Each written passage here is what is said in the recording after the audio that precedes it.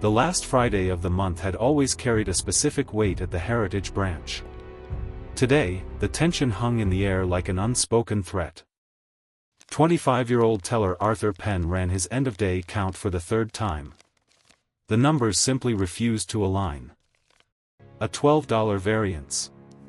In any normal institution, such a minor discrepancy would trigger a standard routine review. Not today.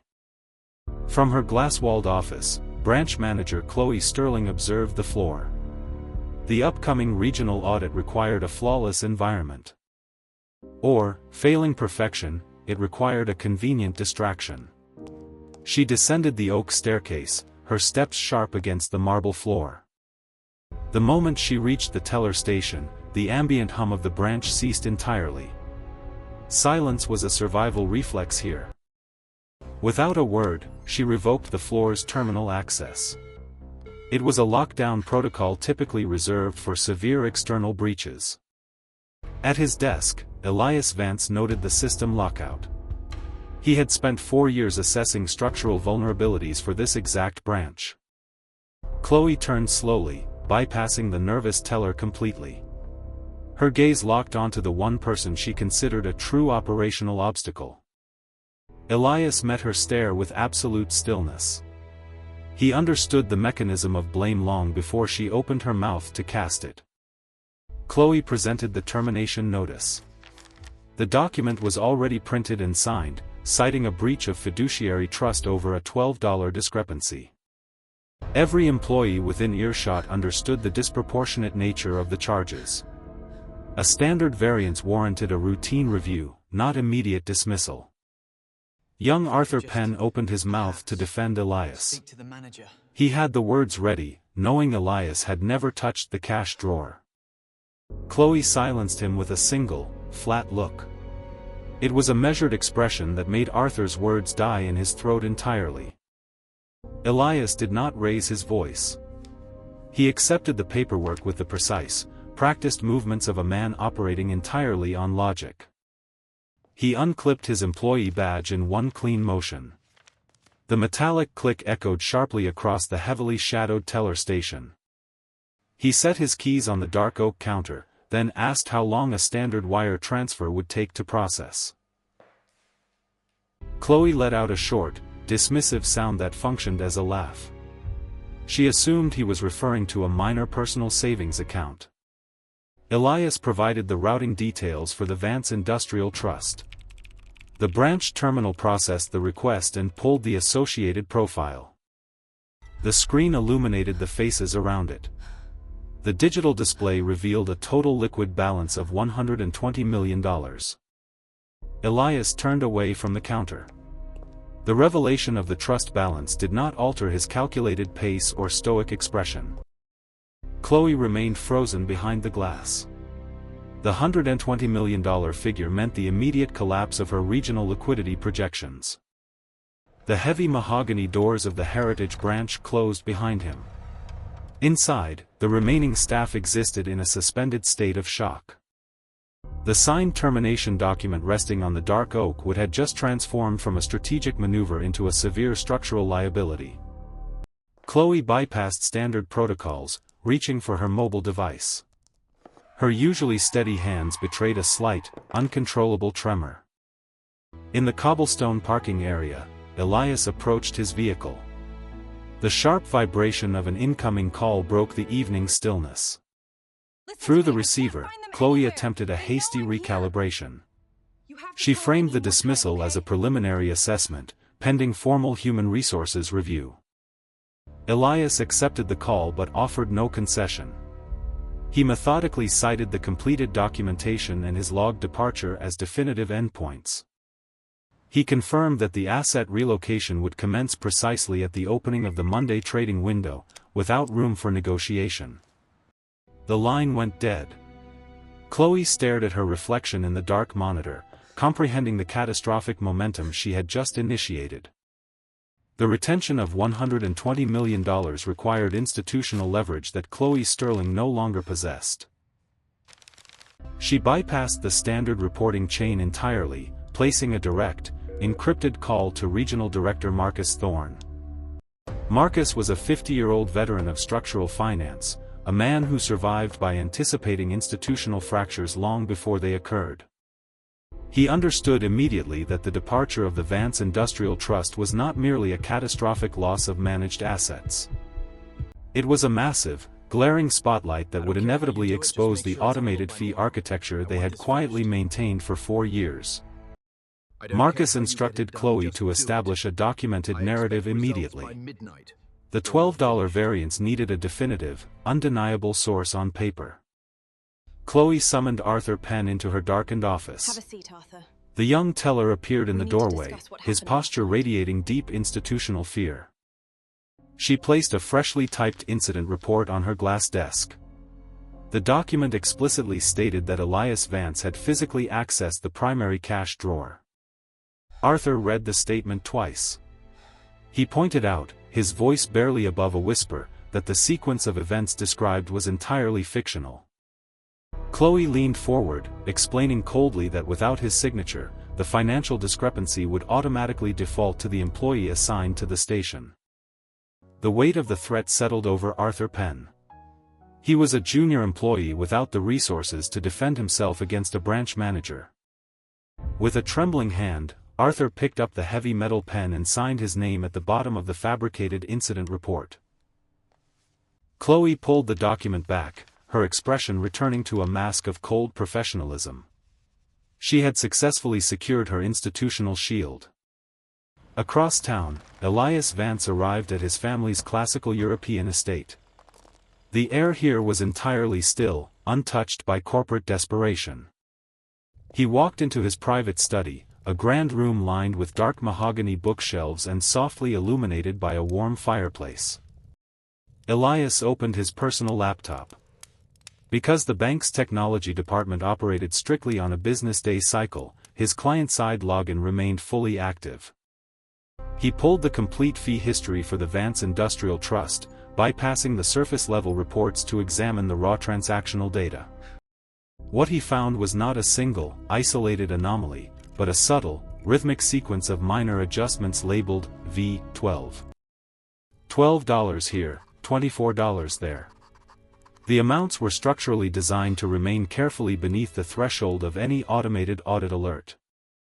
Sitting in the quiet glow of his screen, Elias calculated the math. If applied across thousands of inactive accounts, the phantom revenue would easily reach into the millions. The implications of the V12 architecture were profound. It was not a localized error, but a systemic extraction program targeting the most vulnerable demographics. Elias cross-referenced his findings against historical data patterns. He needed the broader institutional ledger to definitively prove deliberate intent. Miles away, inside a cramped, sparsely decorated apartment, Arthur Penn sat in complete darkness, illuminated only by a single glowing monitor. Sleep was an absolute impossibility. The weight of his coerced signature felt like a physical compression against his chest. Arthur possessed limited clearance, but tellers shared a well-known administrative backdoor for balancing weekend variance logs. With trembling fingers, he bypassed the main firewall and exported a raw structural data set containing over 4,000 active client profiles. He attached the heavily encrypted spreadsheet to an untraceable external address, targeting the one man capable of decoding its true meaning. Back in the mahogany study, an abrupt notification chimed from Elias's private terminal, piercing the quiet crackle of the fireplace. Elias decrypted the incoming file. The screen populated with an endless cascade of account numbers, all bearing the identical V12 structural marker. At the bottom of the document, a single, anonymous line of text read, $12 was just the test to see who was paying attention. A transfer request of $120 million from a legacy trust account does not simply process in the background. It triggers an automatic escalation. By Saturday morning, that massive operational flag reached the desk of Evelyn Blackwell, the chief executive officer at the main corporate headquarters. Evelyn was 54 years old, possessing the specific brand of executive intelligence that functioned flawlessly under immense institutional pressure. She bypassed her administrative staff entirely, dialing Elias Vance's personal cellular number directly from her secure private line. When she spoke, her tone was neither warm nor cold, but precisely calibrated to the middle distance between absolute authority and necessary inquiry. Elias answered from his quiet study. He calmly outlined his immediate termination without camera review or standard suspension protocols. He further mentioned, with surgical precision, that an irregular internal fee adjustment pattern had manifested across thousands of client accounts. Evelyn listened without interrupting once, instantly absorbing the vast legal and financial implications of his perfectly measured words. When he finished, she stated plainly that she could not blindly accept his account, nor was she in any position to dismiss it. She arranged a closed-door meeting at the regional headquarters for Monday morning, assembling a room large enough to contain the crisis, yet small enough to prevent a leak. Monday morning arrived with the sterile, uncompromising light typical of regional corporate headquarters. It is the only viable path forward, sir. The executive conference room was an imposing architecture of frosted glass and dark mahogany, designed specifically to intimidate. Evelyn Blackwell assumed her position at the head of the massive table, establishing herself as the absolute center of institutional gravity. To her right sat June Whittaker, the head of internal audit. A 60-year-old veteran who strictly followed numbers rather than narratives. Chloe Sterling and Marcus Thorne presented a united front, seated opposite Elias. Their posture was aggressively polished and confident. Chloe opened the proceedings. She smoothly framed Elias as a disgruntled former employee, leveraging a custodial trust account to apply personal pressure. Her delivery was absolutely flawless, displaying the practiced cadence of a corporate executive who had rehearsed her defense all weekend. Marcus Thorne immediately provided the structural solution. He offered to completely restore Elias's position at a highly upgraded salary classification. The proposal included the immediate closure of his disciplinary file, contingent entirely upon the retention of the trust assets at the branch. Elias looked at both of them. His silence stretched just long enough to let the hollow echo of their desperation settle into the cold room. When Elias finally spoke, his voice carried the quiet weight of someone who already possessed all the necessary answers. He informed Marcus that if professional reinstatement had been his primary objective, he would have accepted the offer before ever stepping into this room. From her position near the head of the table, June Whittaker adjusted her glasses and asked a single, devastatingly simple procedural question. She requested immediate access to the teller floor security archives from the specific hour the $12 discrepancy was originally recorded. Within minutes, a digital message from the Central Security Coordinator arrived on Evelyn's monitor, halting the entire proceedings. Exactly 14 minutes of video footage from the relevant camera angle were inexplicably missing from the centralized corporate archive. Furthermore, the selective recording deletion required a management-level override code, a credential completely unavailable to standard teller staff. Chloe Sterling immediately categorized the missing data as a routine, albeit highly unfortunate, localized system error. But the bank's own secondary security documentation clearly indicated that a manual override function had been actively initiated. Without changing his expression, Elias reached into his leather briefcase and placed a thick, sealed folder onto the center of the mahogany table. The folder contained the complete architectural history of the V12 program. Elias calmly distributed perfectly organized copies to Evelyn and June. The documentation included the anonymous internal email, the massive client spreadsheet, and time-stamped correlation charts. June Whittaker opened her copy. The veteran auditor did not look up from the dense pages of data for a very long time. When she finally spoke, her voice was entirely devoid of emotion. She stated she would require 72 hours and unrestricted access to the branch archives. Evelyn looked directly at Elias, asking if he would formally delay his massive transfer order for those 72 hours. Elias agreed, but only under absolute conditions. The foremost being that the original author of the incident report be permitted to speak. The heavy doors of the conference room opened. Arthur Penn walked in, his previous terror replaced by the heavy resolve of someone who had nothing left to lose. Arthur spoke plainly and in sequence. He confirmed that he had signed the termination document under explicit structural duress. He testified that Elias had never touched the cash drawer, and that the $12 discrepancy appeared only after a manual entry made by Chloe Sterling herself. Marcus Thorne slowly closed his eyes. The perfectly constructed defense he had meticulously built all weekend evaporated into the sterile air. When the internal compliance representatives in the room asked Evelyn Blackwell what the bank intended to do, she delivered an immediate, unyielding answer. She had arrived at this decision by deliberately choosing long-term institutional survival over the dangerous illusion of short-term stability.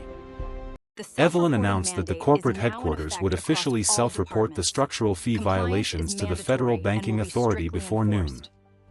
Furthermore, a comprehensive reimbursement protocol for all 4,000 affected client accounts would be fully executed within 30 business days. She turned her cold gaze to the opposite side of the table. Marcus Thorne and Chloe Sterling were stripped of their executive titles, effective immediately. Their formal terminations would be processed not as standard severances, but as structural dismissals pending an active criminal investigation. Finally, she declared that the disciplinary file of Elias Vance would be entirely expunged from the corporate records. A formal letter of retraction would unequivocally state that his original termination had been executed entirely without factual basis. After she finished speaking, a profound, absolute silence descended upon the dark mahogany room. Evelyn then looked directly at Elias, asking calmly if he would now consider withdrawing the $120 million transfer order. Elias's explanation to the chief executive officer was patient, measured, and entirely without apology. He simply said no. The Vance Industrial Trust possessed strict fiduciary obligations that preceded and superseded his personal feelings about any financial institution. He explained that retaining vast assets within a banking relationship currently under active federal regulatory investigation would violate the core governance standards of his family's trust. The fact that the corporate office had acknowledged the systemic wrongdoing was meaningful, but it did not magically repair the structural integrity required to hold $120 million. The massive transfer to an independent, secure trust bank had already been legally authorized. The electronic wire would proceed exactly on schedule. Later that week, Elias filed the final closure paperwork himself, in his own sharp handwriting, at a desk no longer located inside a corporate branch. Meanwhile, Chloe Sterling's formal separation from the bank was executed with absolute, uncompromising bureaucratic coldness. The gross misconduct findings triggered automatic institutional clawbacks, completely wiping out her previous 3 years of performance bonuses.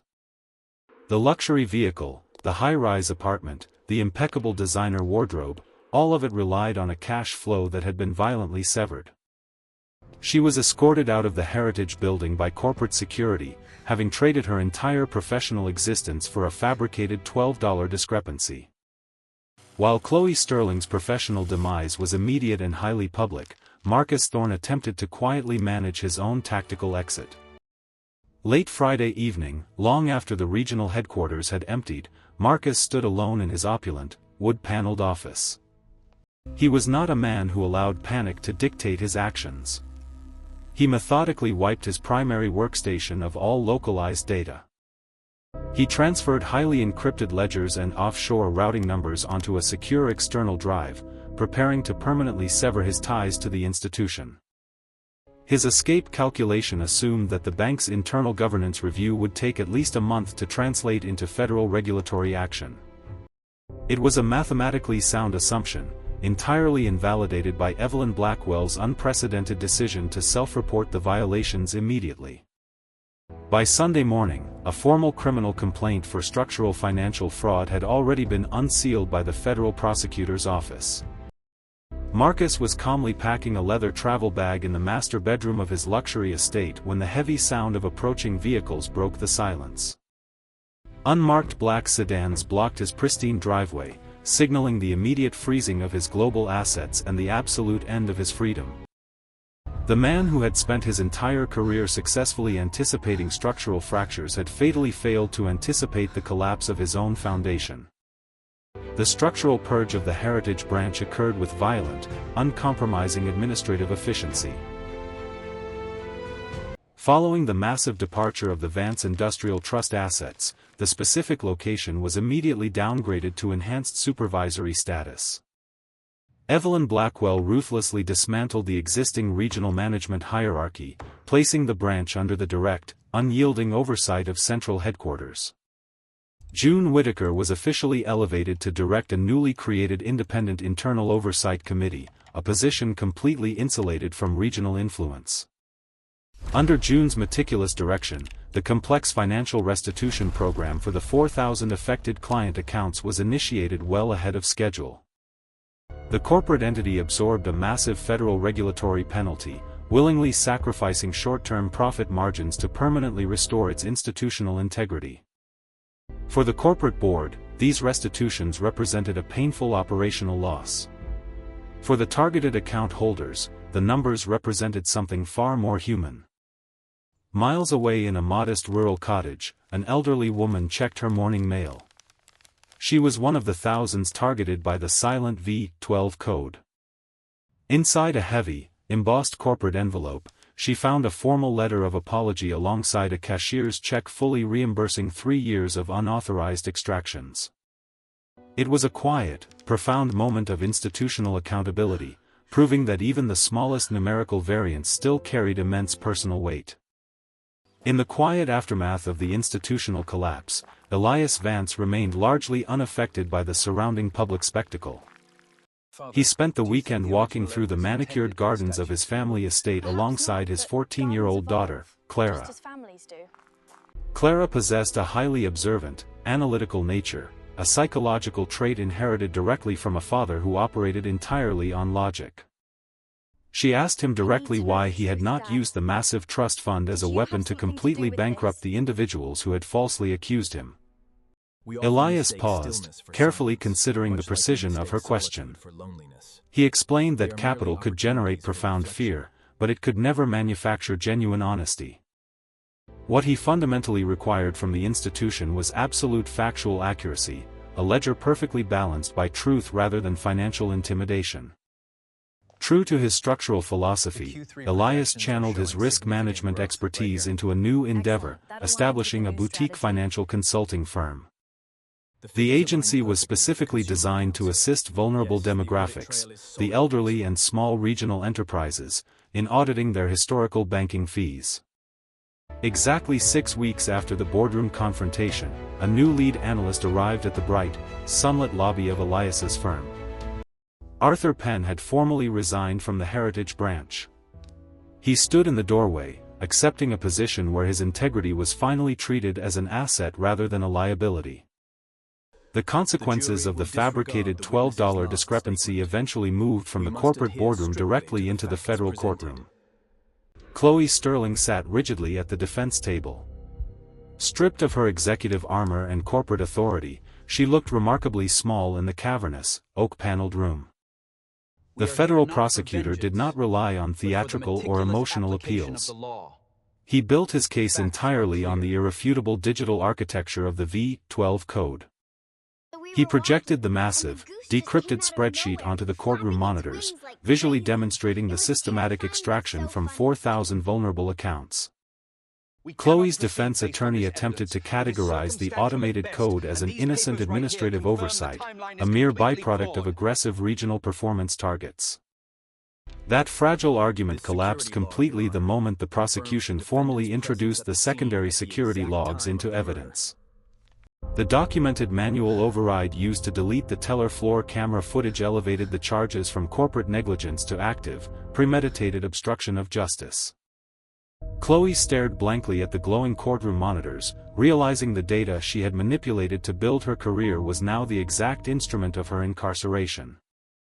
The presiding judge, a 65-year-old veteran of structural financial law, looked down from the high bench with absolute, uncompromising gravity.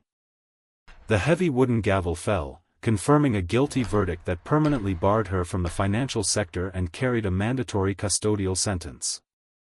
If Chloe Sterling's trial was an exercise in blunt corporate accountability, Marcus Thorne's legal proceedings were an intricate, high-stakes war of attrition. Marcus retained a formidable legal defense team, intent on painting the V12 fee structure as a rogue, localized operation entirely orchestrated by his subordinate. Seated in a sterile, high-security federal deposition room, Marcus maintained a flawless facade of polite, cooperative ignorance. His lead attorney argued relentlessly that the regional director had been deliberately insulated from branch-level operational data by a manipulative manager. The prosecution, however, had successfully decrypted the external hard drive Marcus had attempted to smuggle from his office on the night of his arrest. The drive contained significantly more than just offshore routing numbers. It held years of secure, time-stamped correspondence between Marcus and an external consulting firm. The rigorous digital forensics proved definitively that Marcus had not only authorized the illegal fee architecture, but had personally coded its operational parameters. Furthermore, the external consulting firm was revealed to be a hollow shell entity, designed solely to quietly funnel the extracted capital into his private portfolios. Faced with incontrovertible documentary evidence of systemic wire fraud and money laundering, the expensive legal defense completely collapsed in real time. Marcus Thorne accepted a comprehensive plea agreement, permanently surrendering his vast estate and all financial assets for a slightly reduced term in a federal penitentiary. Several months later, Elias returned to the Heritage Branch on a quiet, sunlit Tuesday afternoon. His purpose was entirely administrative.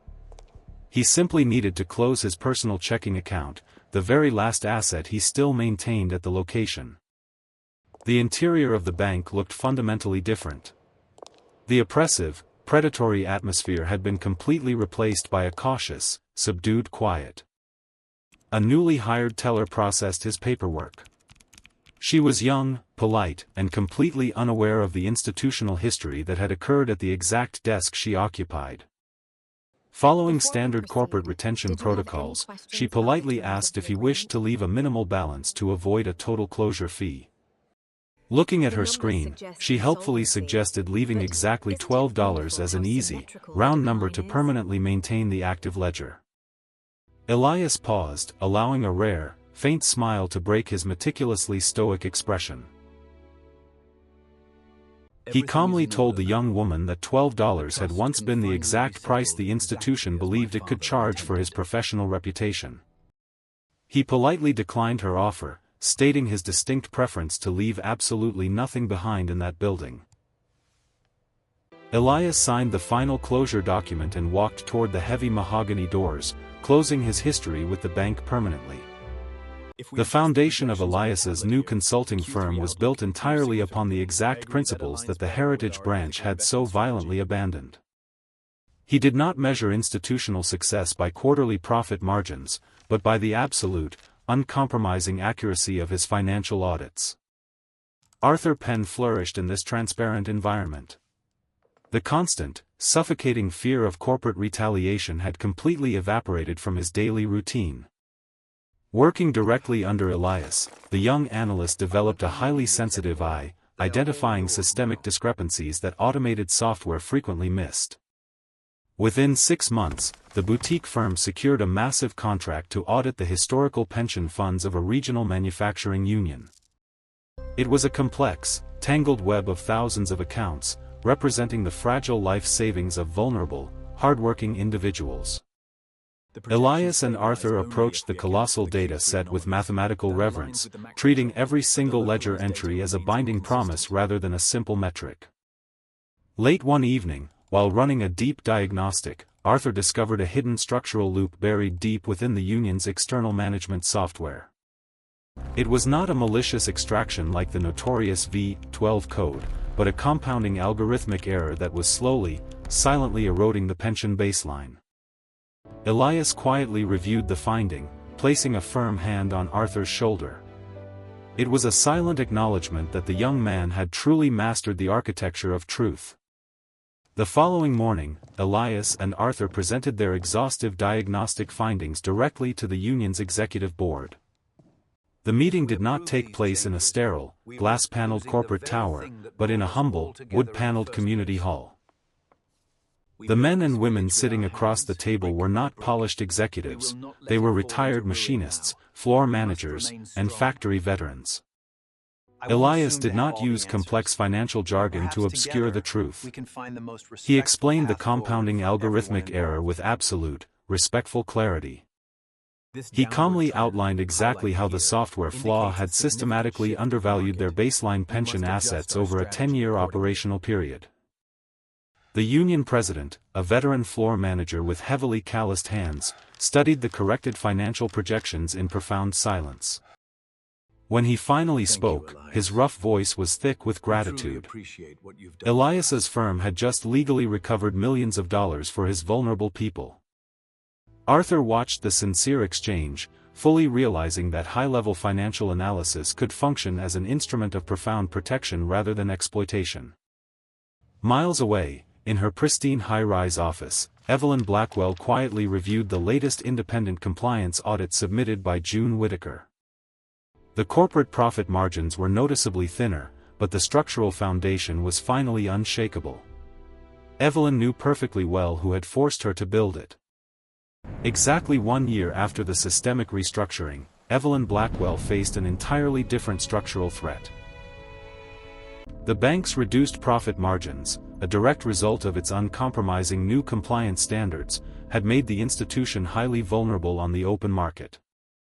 Apex Capital, a massive, predatory financial conglomerate, officially launched an aggressive hostile takeover bid.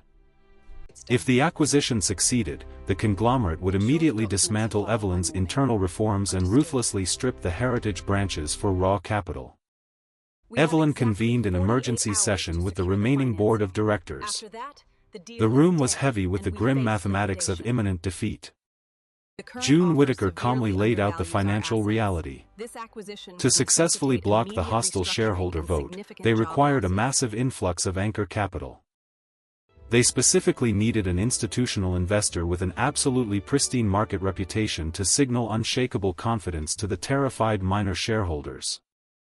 A senior board member noted the utter impossibility of the task. Ethical investors of that sheer magnitude rarely intervened in hostile banking acquisitions. Evelyn stood silently at the head of the mahogany table, her eyes lingering on the empty chair where Marcus Thorne had once sat. She stated softly that she knew exactly one entity capable of anchoring the defense, though securing their alliance would require an unprecedented surrender of corporate pride. Evelyn Blackwell understood that a telephone call was insufficient for an institutional surrender of this magnitude.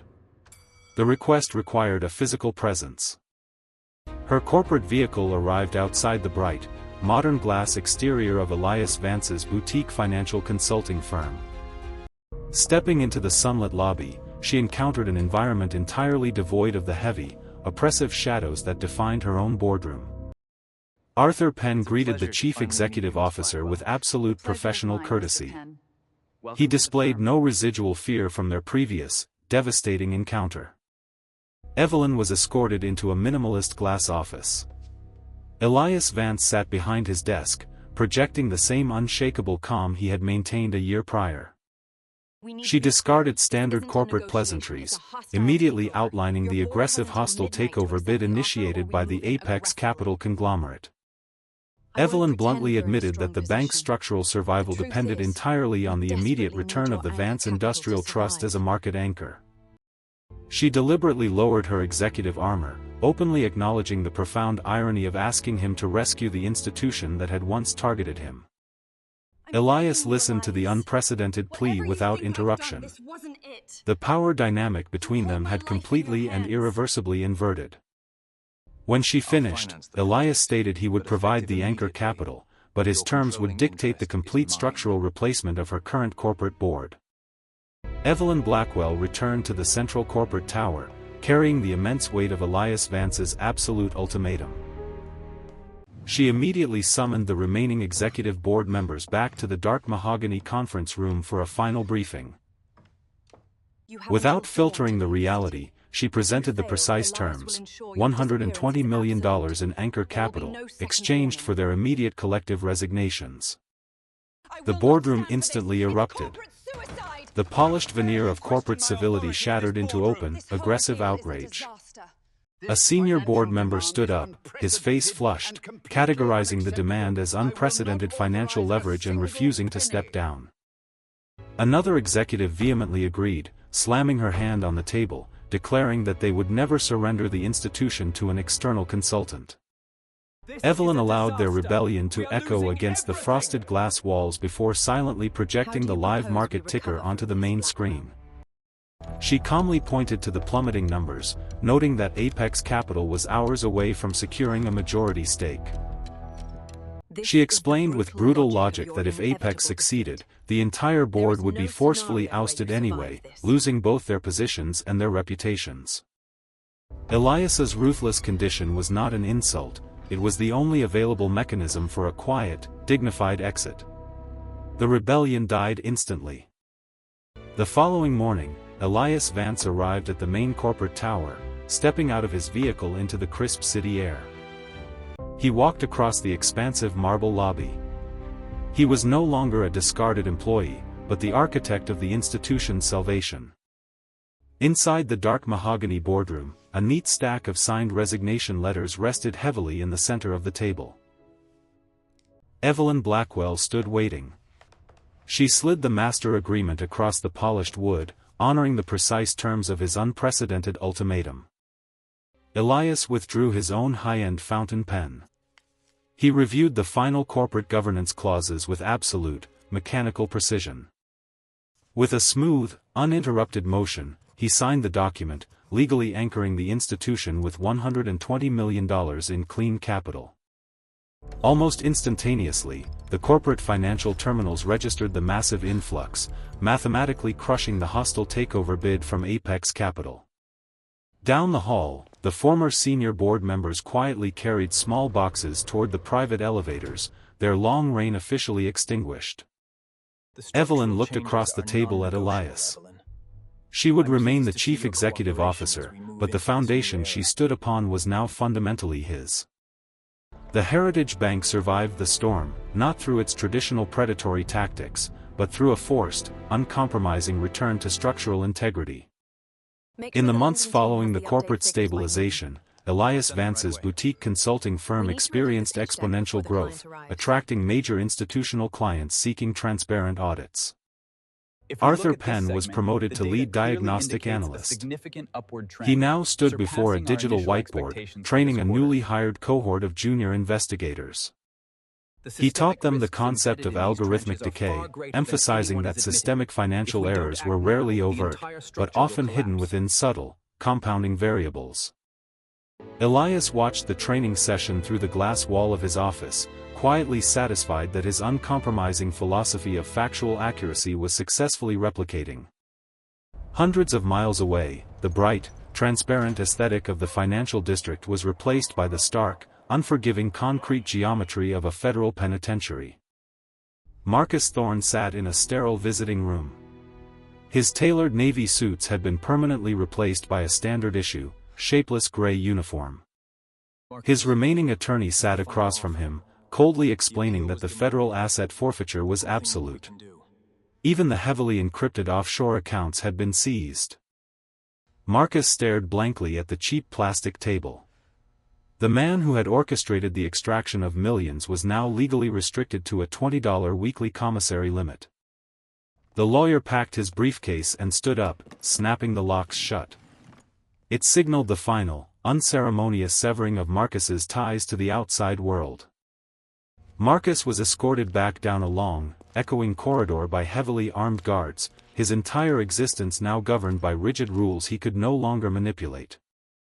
For Chloe Sterling, the passage of time was marked not by fiscal quarters, but by the relentless, steaming cycle of the prison laundry facility. The woman who once meticulously curated her executive image now spent her days mechanically folding rough, institutional cotton. She was surrounded by the deafening roar of industrial machines, a stark contrast to the hushed, mahogany quiet of the regional boardroom. The narrator notes that Chloe replays the memory of the fabricated incident report endlessly. $12, a trivial number that permanently dismantled her entire existence. Conversely, Evelyn Blackwell stood under the brilliant spotlights of a global financial summit, addressing thousands of industry leaders. She did not bury the bank's historical sins. Instead, she stood confidently at the podium and weaponized the truth.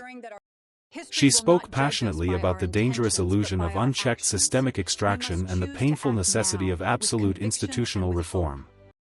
The massive digital screen behind her displayed a simple, stark title: The $12 Leverage.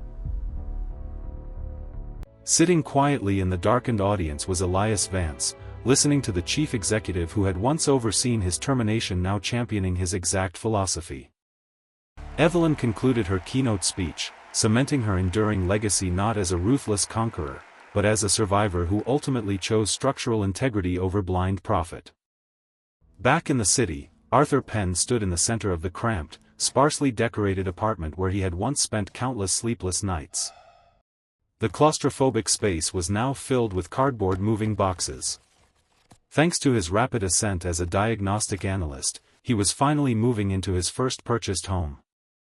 While clearing out the final contents of a cheap wooden desk, Arthur's hand brushed against a cold, heavy metal pen. He held the pen up to the dim light, immediately recognizing it as the exact instrument he had used to sign Elias Vance's fabricated termination report. It was the physical manifestation of his darkest moment of corporate cowardice. With a quiet, peaceful exhale, Arthur dropped the pen directly into a black trash bag. He picked up the last moving box, switched off the solitary blue monitor light, and walked out the door, leaving his fear behind permanently. The narrative seamlessly transitions from the empty apartment to the warm, classical study of the Vance family estate. Elias Vance sat at his heavy mahogany desk, bathed in the soft, golden light of the crackling fireplace. Sitting beside him was his teenage daughter, Clara. He was not teaching her the ruthless mechanics of wealth extraction, but rather the meticulous discipline required to protect the structural integrity of a ledger. Clara suddenly tapped her finger on a minor mathematical discrepancy buried in the text. Elias smiled, immensely proud that she was already seeing the invisible lines of truth. Years later, the notorious V12 architecture became a mandatory curriculum study in elite business schools across the globe. Economics professors meticulously taught the $12 discrepancy as the ultimate lesson in systemic risk and ethical collapse. Elias Vance's boutique firm steadily expanded into a global entity, internationally recognized as the absolute gold standard for corporate auditing. Arthur Penn, now serving as a senior managing partner, oversaw international diagnostics, his terrifying past entirely rewritten by his dedication to transparency. Back at the Heritage Bank, Evelyn Blackwell sat at her mahogany desk and quietly signed her formal declaration of voluntary retirement. She handed the executive reins directly to June Whitaker, guaranteeing that the institution would remain fiercely guarded by an auditor's uncompromising integrity. Evelyn left the high-rise corporate tower for the final time, stepping into the daylight with a remarkably clear conscience, having rebuilt what she nearly destroyed. Elias Vance walked calmly through the bustling center of the financial district, blending perfectly into the anonymous, fast-paced crowd. He paused for a moment to look up at the towering glass skyscrapers, reflecting on the fragile nature of massive institutions. He understood that while extreme wealth could generate temporary power, only absolute, uncompromising truth could generate permanence. Far removed from the high-stakes financial warfare, the true victory of the structural reform was realized in quiet, ordinary moments. Arthur Penn stood proudly on the porch of his newly purchased home, completely free from the crushing weight of corporate fear. His rapid ascent as a senior diagnostic analyst was built entirely on a foundation of uncompromising honesty, a standard he now guarded fiercely. Concurrently, within the Federal Judicial Archives, the final asset forfeiture documents for Marcus Thorne were officially stamped and permanently sealed. The federal prosecutor locked the heavy steel filing cabinet, definitively closing the chapter on a man who believed wealth could indefinitely suspend consequences. Across the Atlantic, Elias Vance walked slowly through the ancient, misty grounds of a classical European cemetery. He approached the heavy stone mausoleum bearing his family name, carrying the quiet dignity of a man who had fulfilled his ultimate obligation. The Vance Industrial Trust was originally established by his father not merely to generate capital, but to sustain generational integrity. Elias placed a single white rose against the cold marble plaque, acknowledging that the ledger had finally been perfectly balanced. He stood in peaceful silence, completely satisfied that the legacy entrusted to him remained flawlessly intact and fundamentally untainted by greed. A decade later, the boutique consulting firm had evolved into a multi-generational institution of absolute financial integrity. Clara Vance, now 24 years old, walked through the glass doors, carrying her father's meticulous discipline and analytical mind. Arthur Penn greeted her, having seamlessly transitioned from a terrified junior teller into a highly respected senior managing partner. Elias Vance watched from his office, his hair now entirely silver, completely satisfied that the architecture of truth was secured for the next generation. Elsewhere, Evelyn Blackwell sat peacefully on a sunlit terrace, reading a novel, her legacy untarnished by the hostile forces she had successfully fought. In stark contrast, the camera lingers on an empty, cold concrete cell, a silent monument to Marcus Thorne's hubris and structural greed. The $12 variance that initiated the entire collapse had become a legendary corporate parable taught to every new analyst. It served as a permanent reminder that massive empires do not fall from external sieges, but from internal ethical decay. A single lie, no matter how mathematically insignificant, carries the absolute potential to dismantle an entire foundation. True power does not reside in the accumulation of stolen wealth, but in the unshakable, permanent architecture of the truth.